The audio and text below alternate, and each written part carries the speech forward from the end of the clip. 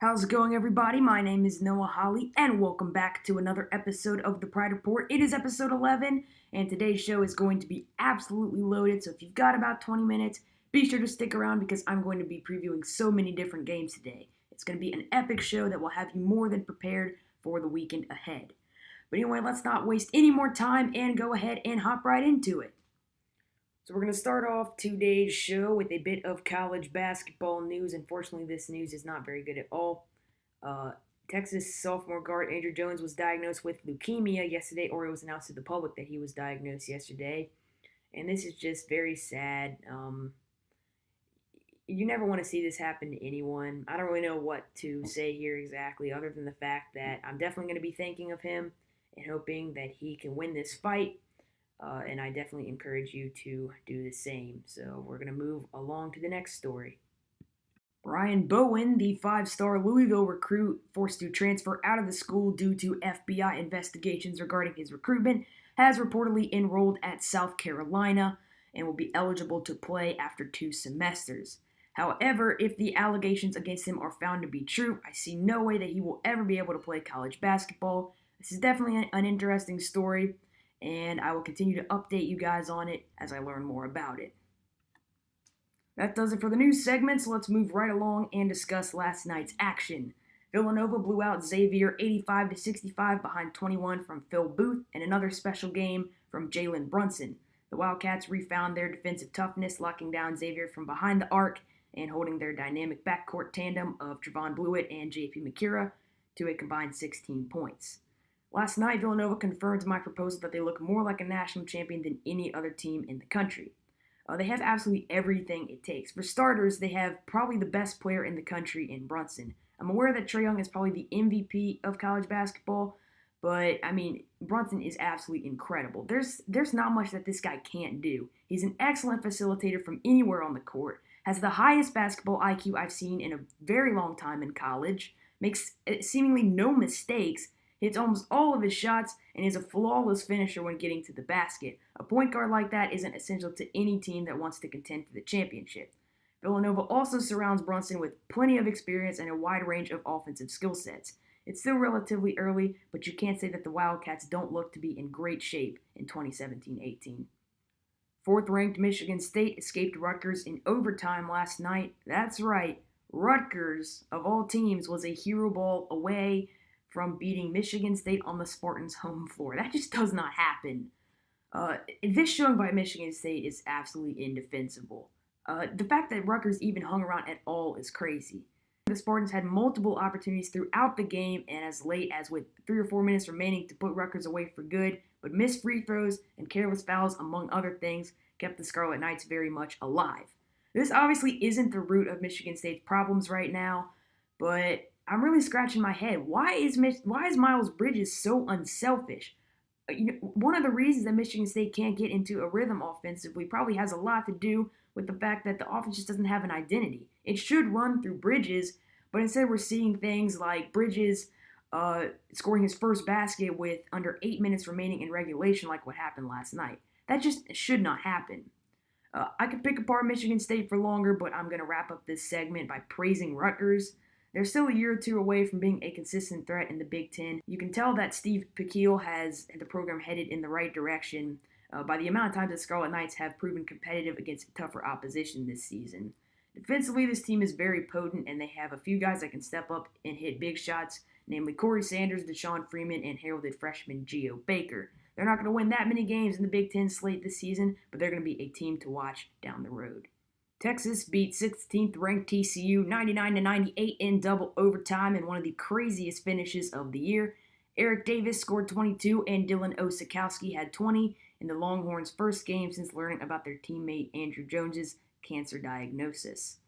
In the final overtime period, with the game tied at 98 and 5 seconds remaining, Kenrich Williams committed one of the worst fouls I have ever seen, a careless reaching call in the full court.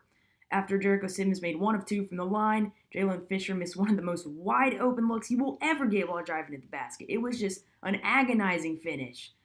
TCU dropped to 1-3 in Big 12 play with the loss. This is a very good team, but they have had a really rough time winning close games.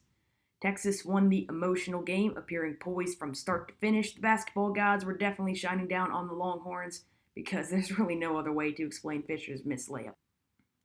In other action on Wednesday night, Louisville rallied in the second half to end Florida State's 28-game home winning streak. This was a huge win for the Cardinals, who have faltered versus quality opposition all season long, but they displayed incredible toughness in earning one of the most coveted road wins in the ACC last night. Duke destroyed Pitt 87-52. The Blue Devils were severely undermanned, but it did not matter, as this game was out of reach for the struggling Pitt Panthers almost minutes after the opening tip. LSU hammered Arkansas 75-54 in one of the most impressive wins I have seen this season. Arkansas never had a chance on their home floor. Kansas State also beat Oklahoma State 86-82 behind a career-high 38 from Barry Brown. There are a few more games last night that are definitely worth noting. I have included them in the description below, so go check that out after you're done watching this video. But that's going to do it for tonight's recap segment. Let's move right along to the previews. Since this is the Thursday show, I'm going to be previewing games over the next 4 days, which obviously means that we have quite a bit to get to. I'm going to try and include as many games as I can, starting, of course, with tonight's slate. Ohio State looks to stay hot versus Maryland tonight at 7 p.m. Eastern. This is the Buckeyes' first game since stunning then top-ranked Michigan State on Sunday. Northeastern will face Charleston in a crucial Colonial Athletic battle, also at 7 p.m. UNC Wilmington struggles this season have made this conference a wide-open race and one that both these teams will have a very good chance in. Western Kentucky meets up with Old Dominion in a crucial Conference USA tilt at 8 p.m. Each of these teams, especially Western Kentucky, are among the few that could challenge Middle Tennessee for the conference's automatic NCAA tournament bid. Fifth-ranked Wichita State goes back on the road in American athletic play, traveling to East Carolina. Gonzaga is also in action, facing 6-11 Portland. Clemson will travel to take on NC State in a rematch of the Tigers' 78-62 win over the Wolfpack a few weeks ago. Clemson, one of the hottest teams in the country, will ride a 10-game winning streak into the contest. Arizona will host Oregon State. The Wildcats have had plenty of time to regroup after an embarrassing loss to Colorado over the weekend. New Mexico State and Grand Canyon will go head-to-head in the first of two showdowns between the favorites in the WAC, and this time around it's on Grand Canyon's home floor, which is a really fun place to play. You'll find out why if you tune in at 9 p.m. on Watch ESPN. Finally, Arizona State will return home to play Oregon, while UCLA will host Utah in some more Pac-12 action. Those are all the notable games tonight, so let's go ahead and look at Friday's slate. We actually have a handful of games on Friday. Tomorrow's slate features a Big East doubleheader on Fox Sports 1 that begins with Marquette taking on Butler at 6:30 and concludes with Providence traveling to face DePaul at 8:30. The Providence and DePaul game is going to be broadcasted without commercial breaks during the course of play and with both coaches wearing microphones. That means that we'll be able to eavesdrop on what the coaches say in huddles and in the locker room at halftime, which could be pretty interesting. VCU will also meet up with Dayton in a game that will have a much different feel than what we're used to from this matchup. This matchup is typically a highly anticipated battle between the top dogs in the A10, but it's very unlikely that either of these teams will contend for an at-large bid. The Atlantic 10 is experiencing a down year of sorts and will likely be a one-bid league come March. All right, let's go ahead and tackle Saturday's slate. Ooh boy, this is going to be something. Saturdays in January, February, and March are some of my very favorite days of the year. You ask why? Well, the college basketball action is overwhelming from noon till midnight. There's multiple high-stakes matchups going on at once. College basketball Saturdays are roller coaster rides of upsets, instant classics, and endless surprises. This week should be no exception. So without further ado, let's go ahead and break down one of the biggest days of the season to date.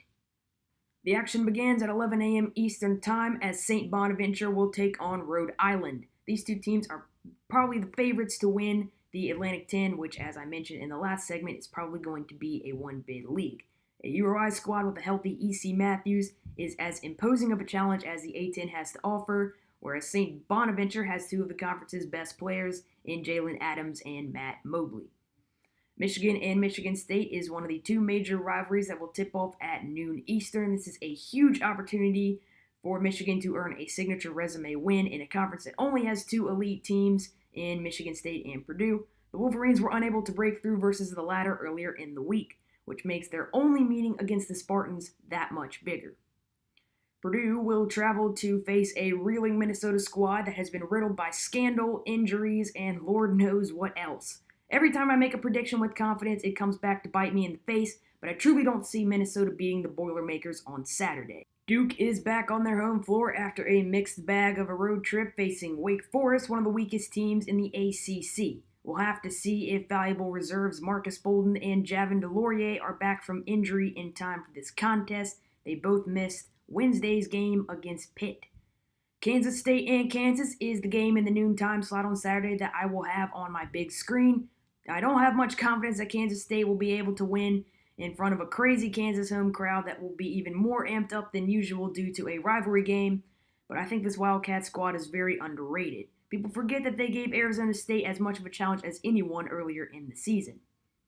Seton Hall will look to bounce back from their worst performance of the season a few nights ago against Marquette. They will host Georgetown also at noon on FS1. 16th ranked TCU heads into Norman to face an Oklahoma team that topped the Horned Frogs on their home floor 90-89 2 Saturdays ago.